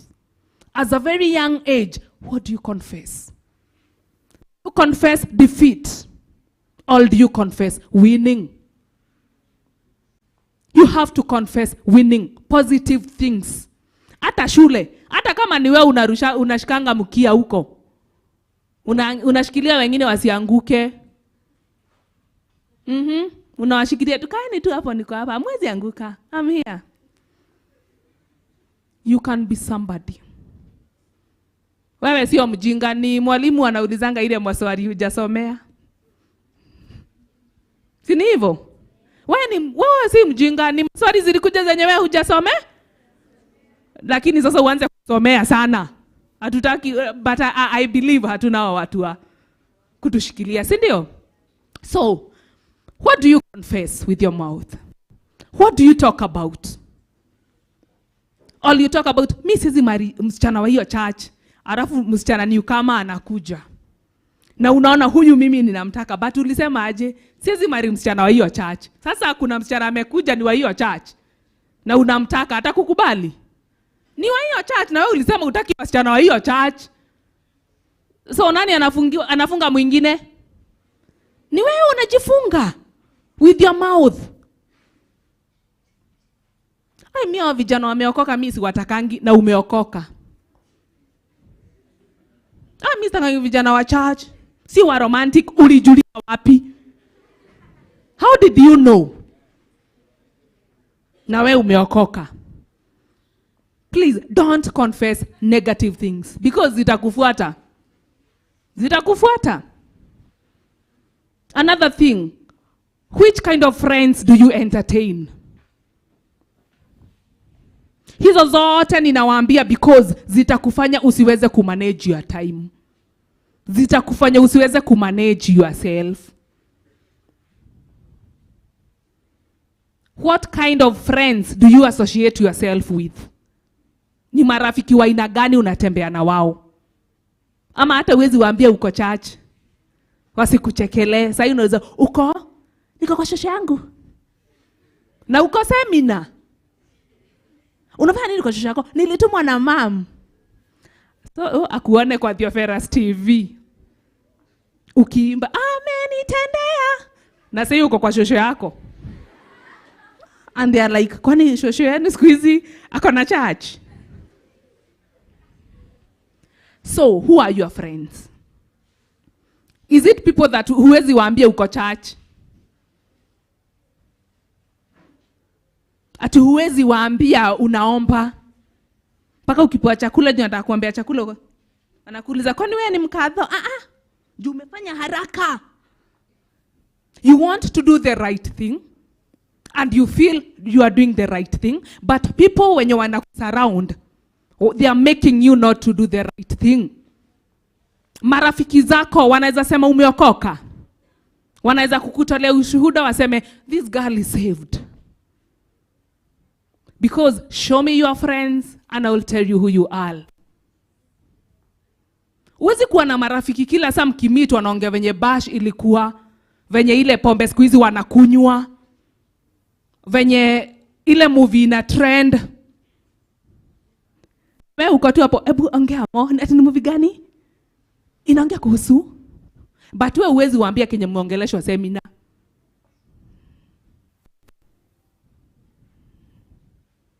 Kuna mtu analala, tumfanye aje? Hakuna mtu analala, nilikuwa tu nataka nione kama mko hamlali na nyie hamwezi lala, mtalalaje? Seminar. So, show me your friends and I'll tell you who you are. Kama wewe hujafika age ya kuolewa, wacha kutembea na watu wenye wanataka kuolewa. Wewe uko form 2 lakini marafiki zako zote wanatafuta mabwana. So mpaka wewe watu wanakumistake, unataka bwana na hutaki. Alafu useme, aki wanaume siku hizi wanakujia. Ni group yenye unatembea na yao. Ati God knows I want to be purity, but men are coming after me. Show me your friends. I'll tell you who you are. Kuna msemo hapa nilikuwa nimeandika, nitairead ndio itoke vizuri. Ndio tuielewe vizuri. Nikiipata nitawasomea. Tuendelee. Nitai-explain then nitawasomea. Inasema, you better be a chicken ukitembea na egos kuliko ukue ego ukitembea na chicken. Umeshika? Ama nirudie? Wengine nasema rudia, wengine You better be a chicken going out with egos. Ego ni zina peperuka, pepea zinapitia juu. Kuliko ukue ego ukitembea na. Tumeshika? Because ukiwa ego uko hapa juu na unatembea na chicken, itabidi utoke ukuje hapa chini. Ndio uanze kuhuria. But when you are chicken na unatembea na ego, you can try. You can aim higher. You will aim higher. Sawa. You will aim higher and higher and higher. And the moment you start aiming higher, you'll find yourself going higher and higher and higher. You may not reach that ego, but you will go higher and higher and higher. It is good to aim high. It is very good to aim high. It is very good to work with people. Kama wewe unataka kujua kucheza piano, na kanisa mkikuja unakaanga tu nyuma, hata ukaribiangi piano. Na unasema mimi nataka kujua kucheza piano. Utajuliwa wapi hapo nje na hakuna piano? Si ukaribia hapa, at least hata unarusha kichwa. Na unasalimia huo piano, kijana wa piano, ni aje? Mpaka anaona ni kama mnajuana. Jua venye ulimsalimia mara mingi, mpaka yeye sasa aanze kukusalimia. You know, aim higher. Lakini si wewe ni wanasema, vijana wanajifanyanga, hata hawezi kukusaidia na hujai muuliza. Don't be judgmental. Ama unasema, adumebesa meteaga, na ni ureda abia, utapata. Zitakuwa zinakuwa zinahepa. Adumebia memweteo muno. Adume gari memweteo muno, na huu una walk number 11. Acha nao watu wanajifanyanga, we, ebu ongea vizuri. Don't. Hata kama wana maringo and so on, don't concentrate with negative. So you said that. Don't concentrate on negative about anyone. Please concentrate on positive about everyone, because everyone has something good. Wacha kujiuliza, mbona alivaa hiyo maua hapa, hakuvaa hapa? Na mimi sasa hiyo nakwambia about positive, na wewe uko kwa maua. Please, manage your time by doing the right thing at the right time. Because hii topic ya time management, hata kama utaisikia tena, hautasikia the way nimei-explain. Preaching zenye tulipewa asubuhi, hata kama mama atazipreach tena, hata preach the way I preach. Because kila kitu na wakati wake. So learn to embrace each and every moment that God has given you. Learn to respect your parents, your guardian. Some of them are very bad. Very bad. And when I say bad, I mean bad. But God knew they will be bad. But he has given you power. And he put you there to make you strong. It's about you respect. Ni wewe ukiwa mwanarika, ni wewe ukiwa youth, ni wewe ukiwa mtoto uwatii, because hivyo ndio maandiko inasema. Children, obey your parents in the Lord. In the Lord. Kama angesema obey only, hapo ndio pangekuwa na question, because wazazi wengine wana treat watoto vibaya.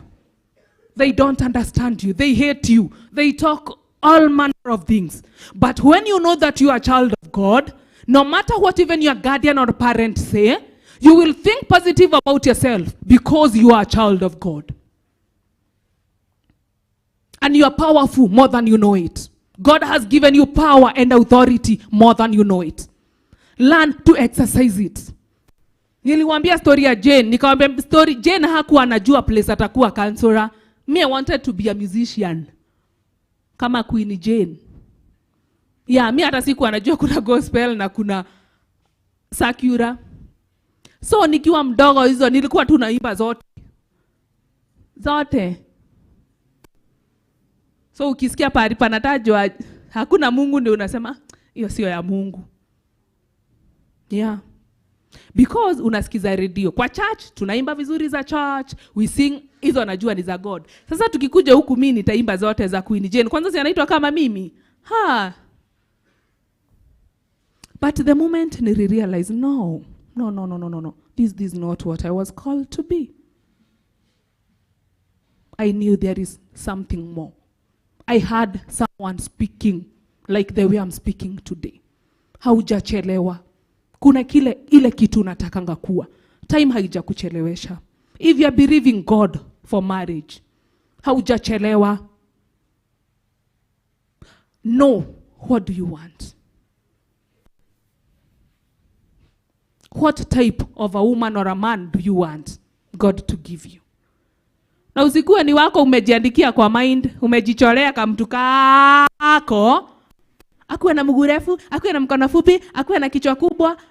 Wewe umejicreatea tu mtu wako na una expect huyu ndiye atakuja labda tukupee tu matope uunde. Na iwezekani because Mungu peke yake ndiye alitu create, si ndio?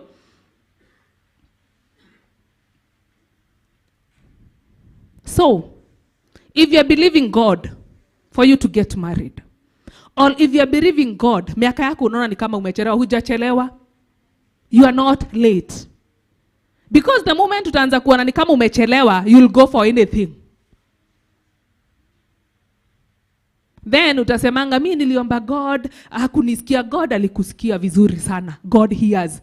He gave us 2 ears because he hears. Mungu husikia, ndio maana alitupea masikio.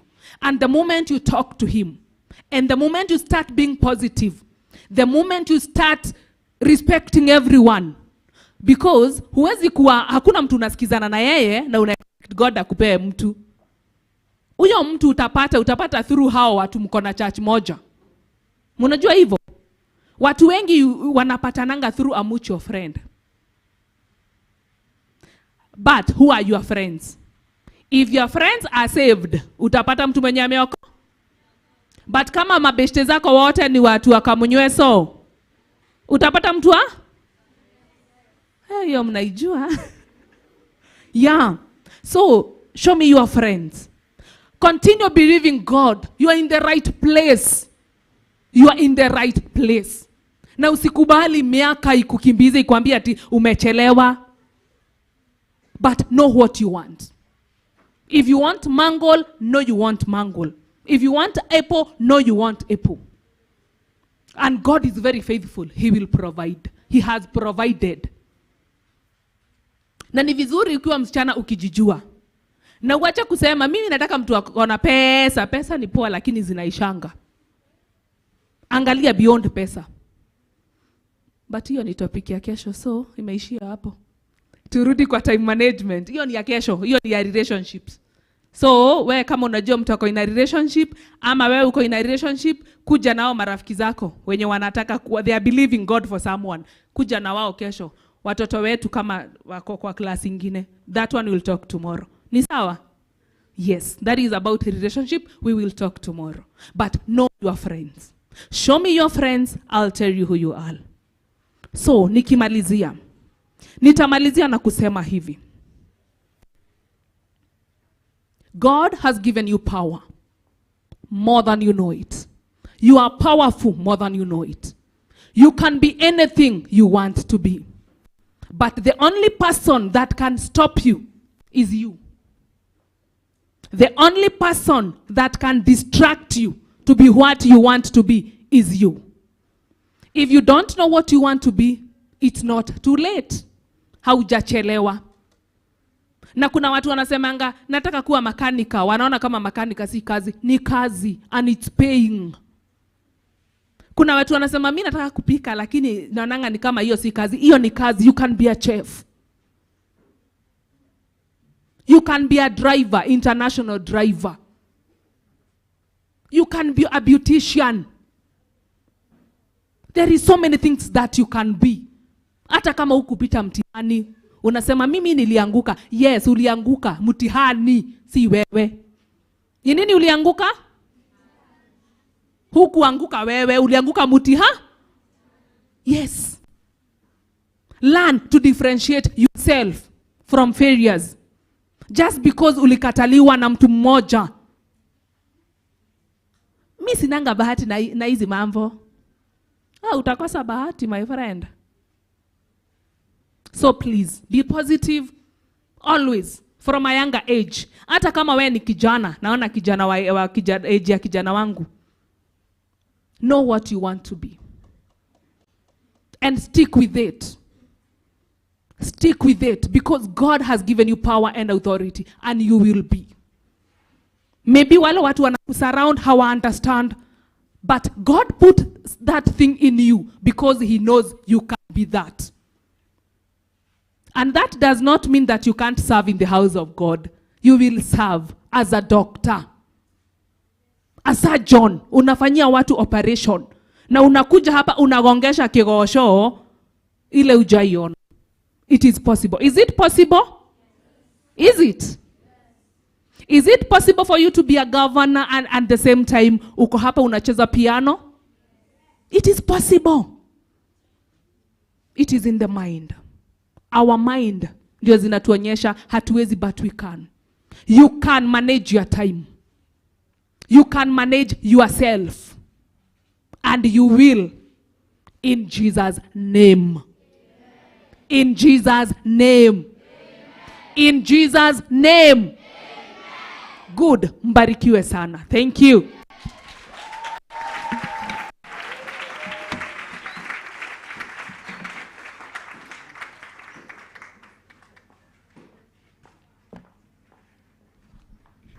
Mpigieni makofi.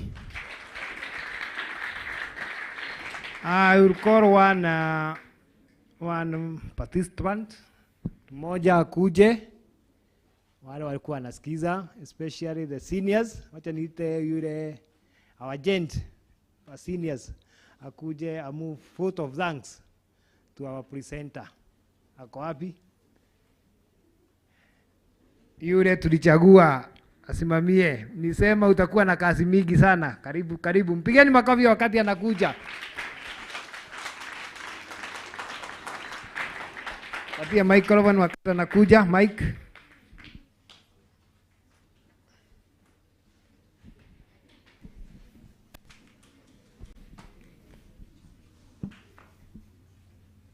Praise God. I'm Joshua. Nimeshukuru sana kwa hiyo forum yenye tumekuwa nayo, hiyo wakati yenye hiyo mazungumzo yenye tumepata about time management, and tutazidi kuomba Mungu na kuyatilia maanani tukijua Mungu atatusaidia. Ni asante sana on behalf of the management of the church and management of the pastoral team kwa kutupangia hii conference. Some of us are not the members, but we do follow the services online. Asante sana, God bless you, and we hope for a bright future. Mpigieni makofi. Amefanya kazi poa. So once again I say thank you to our presenters. It was good. And I hope everybody has benefited from the whole issue. Kuna kitu umepata. And at least you know what is time management. When you leave that door, you know that you are going out to manage your time. And you not let that time do what? Manage you. Because when you let it will waste you. So I think after this, we are going to have a break. Na ndio wengine, kuna wengine wamelala, lakini kama umelala amka sasa uambie your neighbor good morning, or is it good afternoon? Kama ulikuwa umelala. So the next thing is that we are going to have our lunch, and then after lunch we'll have our other session. That will go up to 4. This is an announcement that I want to make. And then yesterday, we had a session which went up to 10. That is not healthy. Considering that you have to wake up at 4, isn't it? Yes. And some of you have already told me that they are not happy because of 1, 2, 3. You know the situation, eh? But we are going to accommodate, eh? It's only for a few days. And therefore, we always say that sometimes when you are looking for a good thing, you have to sacrifice. So we are going to sacrifice our comfort for maybe today. Tomorrow we will see that at least things are going to be better. I'm saying that because in the evening, we would like to have our class starting at 6 and ending at 8. And then we'll have our supper and go to bed. Because I don't want to hear somebody telling me that Theophilus TV, Murata Wagai.